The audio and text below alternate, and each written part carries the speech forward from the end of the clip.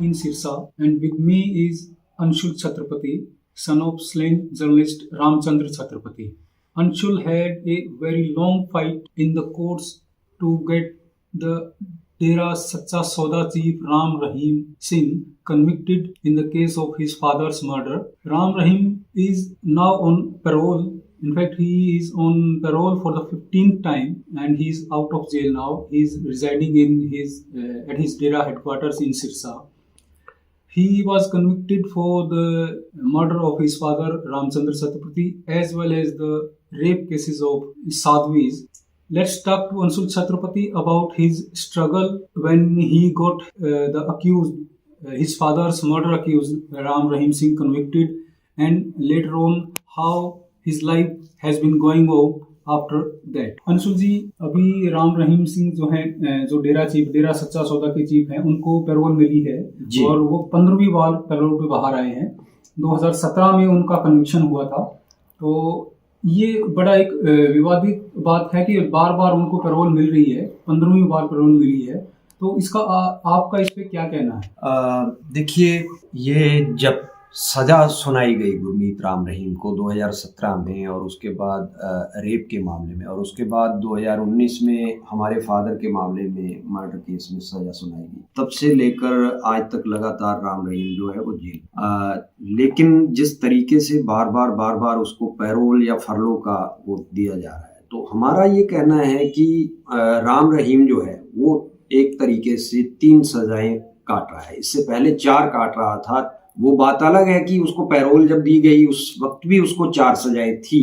अब एक में वो एक्विट हो चुका है लीगली अगर देखा जाए तो लॉ के हिसाब से. लेकिन उसके अलावा 2 रेप के सजाएं हैं, 1 मर्डर की सजा है. दोनों रेप की सजाएं 10-10 साल की हैं. उसके अलावा जो मर्डर के केस में कन्विक्शन है वो लाइफ इम्प्रिजनमेंट की है. तो इस हिसाब से वो 3 सजाएं भुगत रहा है.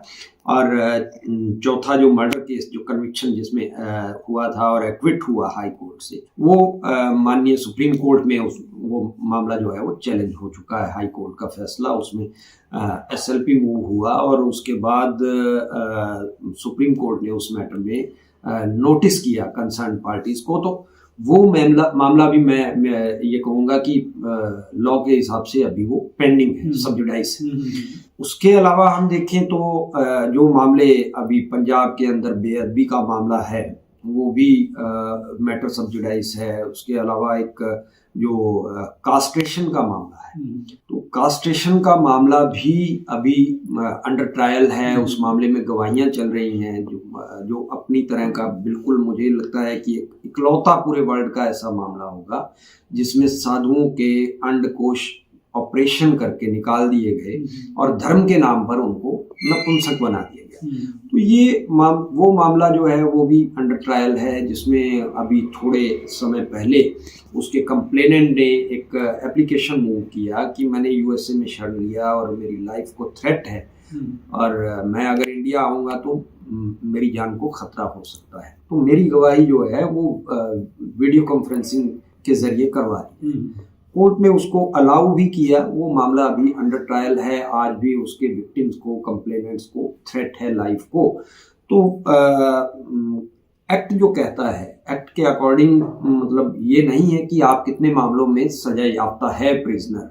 अगर उसके खिलाफ FIRs, नंबर ऑफ FIRs हैं तो वो रिपीटेड ऑफेंडर माना जाएगा, वो हार्डकोर क्रिमिनल माना जाएगा. ऐसा नहीं है कि जरूरी नहीं है कि उसको अलग अलग मामलों में सजा हो चुकी हो. जिन मामलों में गुरमीत राम रहीम को सजा हो चुकी है और वो सजा वो भुगत रहा है, कन्विक्शन में है, कस्टडी में है, वो मामले अगर देखा जाए तो वो मतलब कानून के हिसाब से वो हीनियस क्राइम्स है, रेप और मर्डर. उसके अलावा जिन मामलों में अभी वो अंडर ट्रायल है, सब जुडाइस है मामले, वो भी हीनियस क्राइम्स है. तो number of FIRs, number of convictions, उसके बावजूद स्टेट कहता है कि ये बंदा हार्डकोर क्रिमिनल नहीं है. लेकिन जो आज का जो एक्ट है, the Haryana good conduct prisoner temporary release act, वो एक्ट आज भी अगर देखा जाए तो गुरमीत राम रहीम जैसे प्रिजनर को वो बार करता है पैरोल पर आने के लिए या फरलो दिए जाने के लिए स्टेट को बाहर करता है वो। लेकिन जिस बेशर्मी से आज भी हमारी स्टेट मशीनरी जो है वो बार बार उसको जस्टिफाई कर रही है कि वो हर एक प्रिजनर का राइट बनता है। पैरोल कभी भी प्रिजनर का राइट नहीं है, वो डिस्क्रिशनरी है कि वो किसे दिया जा रहा है किसे नहीं दिया जा रहा है, ये स्टेट देखता है। और जिस तरीके से अभी स्टेट के मुखिया जो है वो लगातार एक बयान दे करके गुमराह कर रहे हैं लोगों को कि देखिए ये तो कोर्ट का मामला है, कोर्ट देखता है, कोर्ट ने दिया है पैरोल स्टेट का, हमारा इसमें कुछ नहीं है। तो मुझे लगता है कि ये देश की जनता को गुमराह किया जा रहा है कि आप कैसे एक वीआईपी कैदी को पहले पैरोल और फरलो देते हैं और फिर वो गेम जो है वो आप जुडिशरी के पाले में धकेल देते हैं, जबकि इसमें कोर्ट का कोई कंसर्न नहीं है, कोई इंटरवेंशन नहीं है किसी भी तरीके का। ये टोटली जो है स्टेट का प्रेरोगेटिव होता है पैरोल देना ना देना, और स्टेट ही दे रहा है, स्टेट मशीनरी दे रही है। जेल अथॉरिटीज या हमारी एग्जीक्यूटिव जो है वो ये तय करती हैं, लेकिन ये क्योंकि एक बहुत बड़ा हाई प्रोफाइल मामला है और हाई प्रोफाइल कैदी है, तो ऐसे मामलों में नो डाउट कि स्टेट का दबाव जो है स्टेट मशीनरी के ऊपर रहता है। वो जिस तरीके से इसको जस्टिफाई किया जा रहा है ये बेशर्मी भरा है, एक रिपीटेड ऑफेंडर है जी, क्वेश्चनेबल है ये, एक रिपीटेड ऑफेंडर है हीनियस क्राइम्स में, और ऐसे व्यक्ति को पैरोल जो एक्ट के अकॉर्डिंग भी वो नहीं बनता है। लेकिन जिस तरीके से बार बार जो स्टेट मशीनरी कर रही है, इसमें मनमानी कर रही है, तो मुझे ये लगता है कि कहीं ना कहीं ये पीड़ितों के साथ, विक्टिम्स के साथ, या मामले जो अंडर ट्रायल चल रहे हैं उनके गवाहों के साथ, उनके कंप्लेनेंट्स के साथ, ये कहीं ना कहीं ये बिल्कुल नाइंसाफी है। तो आप के फादर जो रामचंद्र छत्रपति थे उनका मर्डर हुआ था और उस केस में आपकी एक लंबी स्ट्रगल रही, आप उसमें विटनेस थे, तो अभी उनको बार बार पैरोल मिल रही है, तो आपको कोई थ्रेट फील होता है, किसी तरह का आपको थ्रेट है? थ्रेट की जहाँ तक बात की जाए तो मैं हमेशा कहता हूँ कि थ्रेट सिर्फ वो नहीं होता कि कोई बंदूक जो है वो आपके बिल्कुल ला करके आपके सिर पर तान दे या छुरा आपके गले पर लगा ले और आप ये कहें कि हाँ फला आदमी ने मेरे ऊपर बंदूक तानी इसलिए अब मुझे लगता है कि मेरी लाइफ को थ्रेट है। थ्रेट का मतलब ये नहीं, हमने अपने फादर को खोया, हमारे फादर की गोली मारकर 5 गोलियां मारकर हत्या कर दी गई। हमारे फादर ने जुलाई 2002 में 2 जुलाई 2002 को हमारे फादर ने एक एसपी सिरसा को एक लेटर लिखा। उस लेटर में इन सारी घटनाओं का उन्होंने विवरण दिया, हवाला दिया कि कैसे उनकी लाइफ को थ्रेट है, किस तरीके से उन्हें अलग अलग तरीकों से उन्हें थ्रेट किया जा रहा है, उन्हें धमकाया जा रहा है और उन्हें टेरराइज करने की कोशिश की। ये सारी चीज़ों का उनके लेटर में हवाला था, बावजूद उसके उनको सिक्योरिटी नहीं दी गई और उसके बाद उनके ऊपर ये जानलेवा हमला हुआ। और ये कहना कि हमले के पीछे, क्योंकि उस वक्त जब हमला हुआ तो लगातार हमारी जो स्टेट पुलिस है, स्टेट मशीनरी है, वो उसको डाइवर्ट करने की कोशिश की जा रही थी डेरा की तरफ से। लेकिन ये तो ऐसा हुआ कि जो मौके पर जो हमलावर पकड़ा गया उसके पास जो वेपन था, जो वॉकी टॉकी सेट था, वो सारी चीजें, वॉकी टॉकी सेट का लाइसेंस डेरा सच्चा सौदा के नाम था, वेपन जो था वो भी लाइसेंसी वेपन था डेरा के मैनेजर किशन लाल के। तो ये सारी चीजें कहीं ना कहीं एक इशारा कर रही थी डेरा सच्चा सौदा की तरफ कि जो कॉन्स्पिरेसी है वो डेरा के अंदर हुई और वहीं से ये हमलावर जो है, जो शूटर्स हैं, वो भेजे गए। इसके बाद भी जिस तरीके से स्टेट मशीनरी ने, स्टेट पुलिस ने उसको डाइवर्ट करने की कोशिश की, तो ये एक दबाव था। इतना सब होने के बावजूद हमारे फादर बार बार ये कहते रहे कि मेरी लाइफ को थ्रेट है, उसके बावजूद ये सारी चीजें घटित हुई। हमने इस मामले को लगातार इतने सालों तक लड़ा कोर्ट के अंदर, एक पावरफुल अपराधी के खिलाफ, आरोपी के खिलाफ, एक ताकतवर, मैं ये कहूँ कि वो अपराधी है जिसने ये अपराध किए हैं, उसका एक बड़ा साम्राज्य है, वो हर एक चीज को प्रभावित कर सकता है अपने धन बल बाहुबल के सर पर। तो इन चीजों को देखते हुए ये नहीं कहा जा सकता कि हमारी लाइफ को थ्रेट नहीं है। लाइफ को थ्रेट लगातार बना हुआ है। आज भी जैसा कि मैंने आपको कहा कि जो कास्टेशन वाला मामला है उसमें कंप्लेनेंट आज भी एप्लीकेशन मूव कर रहा है कि उसकी लाइफ को थ्रेट है, उसकी गवाही वीडियो कॉन्फ्रेंसिंग के जरिए कराई। दूसरा मैं ये कहूंगा कि आप देखिए कि मेरे फादर के मर्डर के बाद एक जो अनोनिमस लेटर वाला मामला था जिसमें 2 लड़कियों ने गवाही दी और गुरमीत राम रहीम को 10-10 साल 20 साल की सजा, वो मामला एक अनोनिमस लेटर के ब्याह पर शुरू हुआ। कैसे वो चिट्ठी, एक गुमनाम चिट्ठी, उसकी सीबीआई जांच के आदेश माननीय हाई कोर्ट देता है सुओ मोटो कॉग्निजेंस लेकर, और उसके बाद उस चिट्ठी की जांच में जब सीबीआई के पास आती है और सीबीआई 18 लड़कियों को ढूंढने में कामयाब होती है जो वहां डेरा के अंदर रह कर के आई और जिनके साथ ये सब हुआ, जिस्मानी शोषण जिनका हुआ, उन 18 लड़कियों में से सिर्फ 2 अदालत की दहलीज तक पहुंच पाती हैं। बाकी 16 जो है, जो आपने बात किया थ्रेट, बाकी 16 अगर नहीं आई तो वो उसी थ्रेट का नतीजा है, उसी खौफ का नतीजा है, और वो मामला जो है वो प्रभावित हुआ। नो डाउट कि उसमें कन्विक्शन हुआ राम रहीम को 2 लड़कियों के बयानों पर, लेकिन अगर ये थ्रेट ना होता, ये खौफ ना होता और वो 18 की 18 लड़कियां बयान देती आकर के, तो आप ये इमेजिन करिए कि ये मामला कितना बड़ा होता। और उसके अलावा मैं ये कहूँ कि हमारे गवाहों को लगातार थ्रेट हुआ।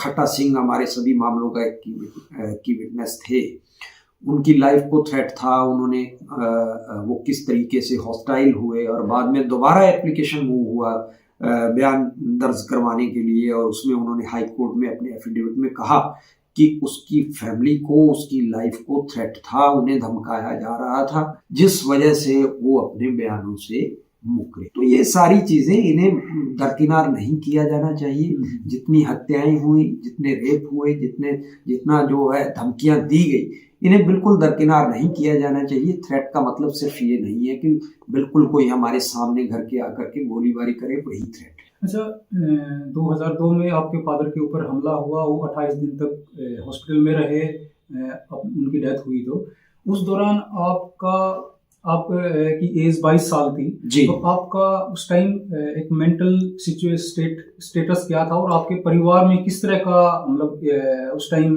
पीड़ा झेली, किस तरह का संघर्ष रहा उस दौरान? मैं 21-22 साल का नौजवान, जिसको बिल्कुल मैं ये कहूँ कि किसी तरीके का फिक्र फाका नहीं, किसी तरीके की कोई जिम्मेवारी नहीं, घर का जब बड़े बैठे हों तो इस तरीके की जिम्मेवारियां जो है वो कहीं ना कहीं वो नहीं होती हैं। एक कहा जाए कि एक फेयर फ्री, यस। तो उसके बाद जिस तरीके का ये एक मोड़ आया, फादर की हत्या हुई, उनके चले जाने के बाद फैमिली के लिए, हमारे लिए, सबके लिए एक नया संकट ये था। मेरे लिए तो इस तरीके का संकट था कि मैंने मेरा प्रेस से, जर्नलिज्म से कोई ज़्यादा वास्ता नहीं था, लेकिन एक नई जिम्मेवारी कंधों पर ये थी कि क्योंकि मैंने पब्लिकली ये कहा कि हम उनके अखबार को आगे चलाएं, और हमने उसे चलाया लगातार 1 दशक से भी ज़्यादा समय तक, मैं ये कहूँ कि 1.5 दशक तक हमने उस अखबार को आगे कंटिन्यू पब्लिश किया, और ये बड़ा चुनौतीपूर्ण था हमारे लिए, हमारी फैमिली के लिए, मेरे। उसके अलावा ये कहा जाए कि जिस तरह की परिस्थितियां थी, एक थ्रेट तो था ही लाइफ के लिए, और एक नई जिम्मेवारी ये आई कि केस को लेकर, फादर के केस को लेकर के एक नई जिम्मेदारी थी।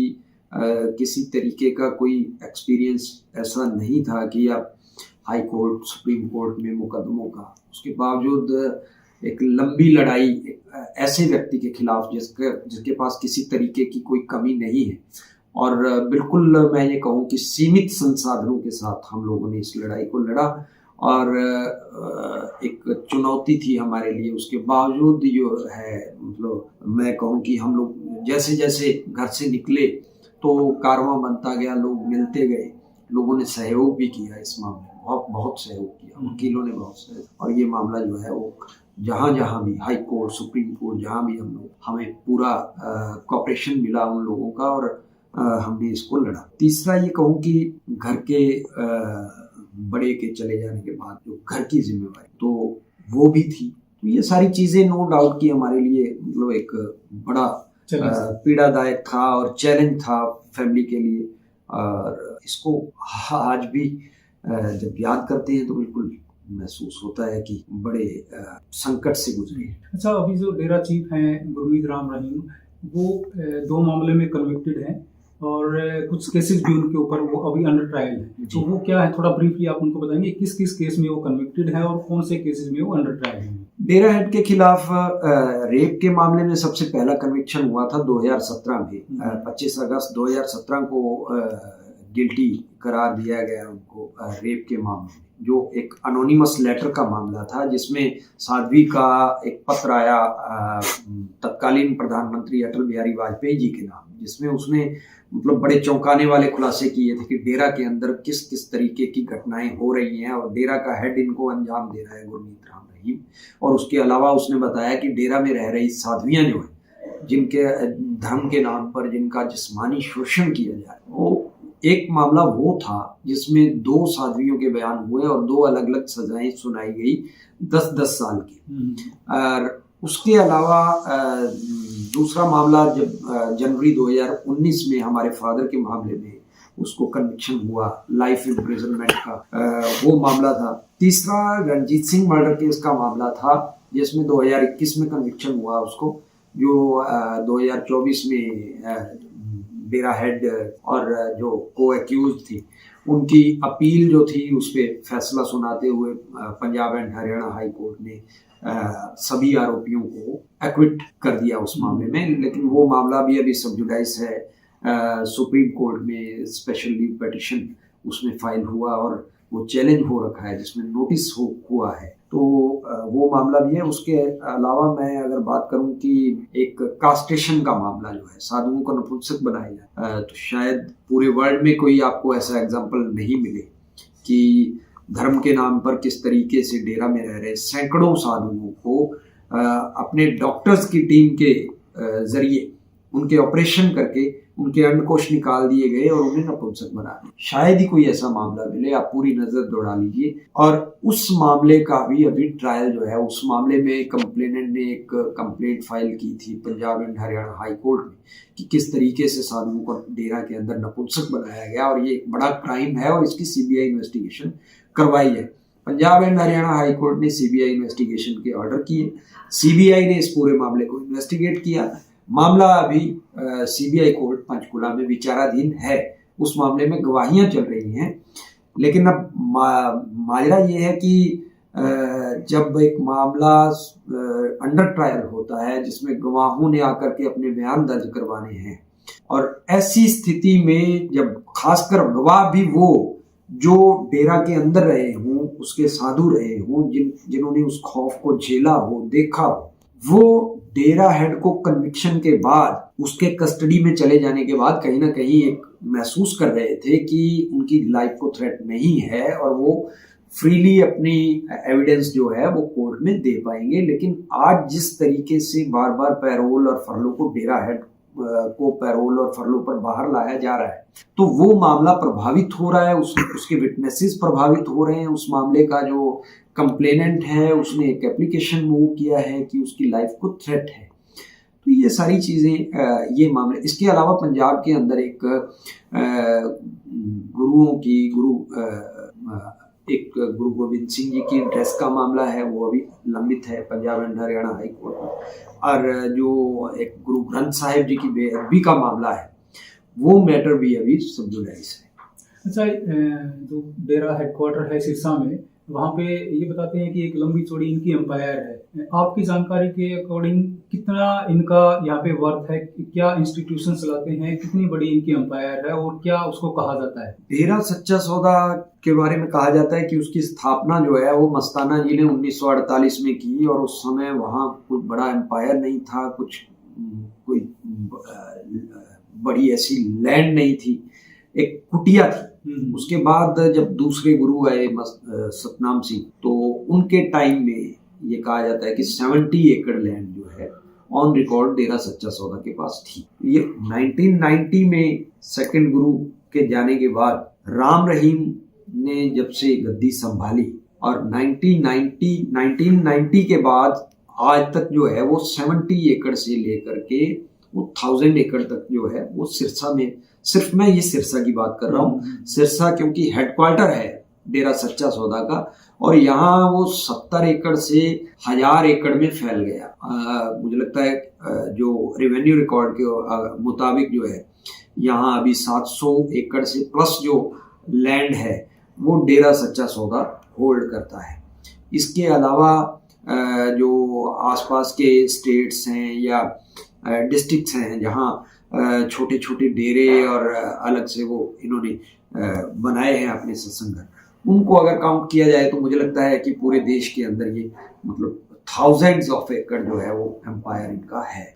और यहाँ जो सिरसा के अंदर जो डेरा है वहाँ जिस तरीके से मतलब 1000 एकड़ के लगभग मैंने जिक्र किया, तो एग्रीकल्चरल लैंड थी ये सारी की सारी, और उस एग्रीकल्चरल लैंड को किस तरीके से वहाँ बिल्डिंग्स खड़ी की गई डेरा के नाम पर, और उन बिल्डिंग्स में धीरे धीरे किस तरीके से वहाँ हॉस्पिटल बनाए गए, स्कूल बनाए गए, फैक्ट्रीज बनाई गई, कोई जूस फैक्ट्री लगाई गई, कोई अलग अलग से फैक्ट्रीज बनाई गई, कोई मार्केट बनाई गई, तो ये सारी चीज़ें। उसके अलावा मैं ये जिक्र करूं कि वहाँ एक बड़ी हाउसिंग कॉलोनीज जो है वो बनाई गई और प्लॉट्स बेचे गए, फ्लैट्स बेचे गए, मकान बना करके बेचे गए। तो वहाँ जो इनके श्रद्धालु जो यहाँ शिफ्ट होना चाह रहे थे उनसे पैसा वसूला गया और उस पैसे की एवज में वहाँ एक बड़ी हाउसिंग कॉलोनीज बना करके और ये सब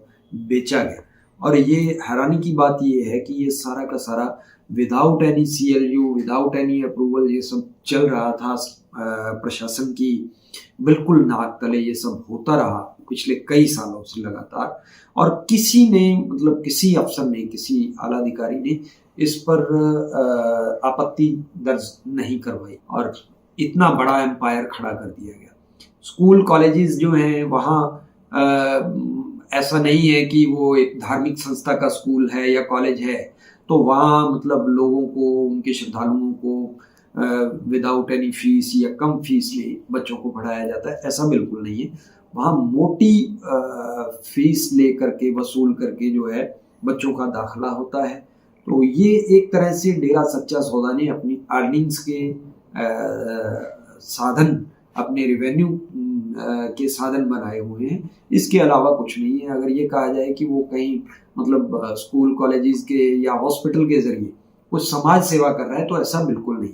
वहाँ हॉस्पिटल में भी जो पेशेंट जाता है उससे मोटी फीस ली जाती है, कॉलेज स्कूल में भी दाखिले जो ऐसे ही होते हैं, और उसके दूसरी तरफ अगर देखा जाए तो जितने ये फ्लैट्स, मकान जो है वो भी पैसे लेकर ही बेचे जा रहे हैं। एक नोटिफाइड विलेज है अब जो डेरा हेडक्वार्टर है जो यहाँ पे जंगल। बिल्कुल आपने ठीक कहा कि ये एक नोटिफाइड विलेज है और अभी ये मामला अभी अदालत में विचाराधीन है, क्योंकि जो डेरा सच्चा सौदा के पास जो ज़मीन थी वो आसपास के जो एडजॉइनिंग जो गांव है, बेगू, अरनिया वाली और नेजिया खेड़ा, 3-4 गांवों की ज़मीन जो है वो डेरा के साथ है। तो डेरा सच्चा सौदा ने जिस तरीके से ये इलीगल कंस्ट्रक्शन किया और उस सब को लीगल रूप देने के लिए गुपचुप तरीके से कैसे एक अलग गांव जो है वो नोटिफाई करवाया गया, ये पिछली कांग्रेस सरकार में, हुड्डा साहब की सरकार में ये नोटिफिकेशन जारी किया गया। उसके बाद ये चैलेंज हुआ, आसपास के जो गांव हैं वहाँ के लोगों ने चैलेंज किया जिनकी ज़मीनें काटी गई। तो ये एक शाह सतनामपुरा के नाम से एक अलग गांव बना दिया गया ताकि जितनी भी डेरा के अंदर इलीगल कंस्ट्रक्शंस हैं विदाउट एनी CLU उनको लीगलाइज किया जा सके और उसमें किसी तरीके की आपत्ति ना आए। और भी बहुत सारी ऐसे कह सकते हैं कि स्टेट की जो स्कीम्स हैं जिनके तहत एक गांव को, एक पंचायत को फायदे दिए जाते हैं, वो बेनिफिट्स लेने के लिए ये एक रास्ता निकाला गया एक अलग पंचायत का। अदरवाइज मुझे लगता है कि डेरा सच्चा सौदा अगर एक धार्मिक डेरा है और उसने अपना एक अलग वो सारा साम्राज्य बना रखा है तो उसको पंचायत की जरूरत, अलग पंचायत की ज़रूरत क्या है। लेकिन ये कहीं ना कहीं एक सोची समझी रणनीति के तहत ये सब हो रहा था, और इसी के तहत ये नोटिफिकेशन हुआ। अभी वो जो है वो चैलेंज हो रखा है Punjab and Haryana high court में, मामला अभी अदालत में विचार है। तो लेकिन ये जो डेरा फॉलोअर्स हैं वो कहते हैं कि हमारा रिलीजियस एक इंस्टीट्यूशन है और वो सोशल सर्विस करते हैं, और उसी रिलीजियस डेरा होने के कारण और सोशल सर्विस के कारण बहुत लंबी एक इनकी फॉलोइंग भी बताते हैं। तो इसमें आप क्या कहेंगे? नो डाउट कि डेरा सच्चा सौदा के लोग ये क्लेम करते हैं कि हमारा ये रिलीजियस इंस्टीट्यूशन है, और इसकी मार्फत वो लोग कहते हैं कि हम समाज सेवा भी करते हैं, हम परमार्थ के काम भी करते हैं। और लेकिन ये बार बार ये सवाल मीडिया में आया कि डेरा सच्चा सौदा एक धार्मिक संस्था है, और वो जिस तरीके से वो मतलब समाज सेवा के काम कर रहे हैं, तो जब ये मर्डर के, रेप के मामले जब अभी अंडर ट्रायल थे, तो मीडिया में सवाल उठते रहे जब राम रहीम पर आरोप लगे। तो मैंने लगातार इस बात का जवाब दिया था मीडिया में कि कोई व्यक्ति अगर समाज सेवा कर रहा है, वो जितना भी प्रभावशाली क्यों ना हो, जितने बड़े लेवल पे भी समाज सेवा क्यों ना कर रहा हो, तो क्या उसे समाज सेवा करने के बाद रेप और मर्डर करने का लाइसेंस दे दिया जाता है? यदि ऐसा है तो फिर आप सभी समाज सेवकों को ये लाइसेंस दे दीजिए कि आप जितने मर्जी मर्डर कीजिए, रेप कीजिए, आपके ऊपर कोई ट्रायल नहीं चला है। तो समाज सेवा की आड़ में, धार्मिक डेरे की आड़ में आप जो कुकृत्य कर रहे हैं, इसकी इजाजत आपको कौन दे रहा है? दूसरी बात ये कि समाज सेवा की आड़ में जो आप एक इतना बड़ा साम्राज्य फैला रहे हैं, जो लोगों से अरबों रुपए की अकूत संपत्ति जो उगा रहे हैं, और समाज सेवा की आड़ में जिस तरीके से आप लोगों का बेजा इस्तेमाल कर रहे हैं, मैं ये कहूँगा कि आपने कैसे वहाँ धर्म के नाम पर जो आपकी साध्वियां बन करके आई, उनका आपने जिस्मानी शोषण किया। धर्म के नाम पर आपके जो वहाँ साधु बन करके आए, उनके आपने अंडकोश निकाल के उनको नपुंसक बना दिया।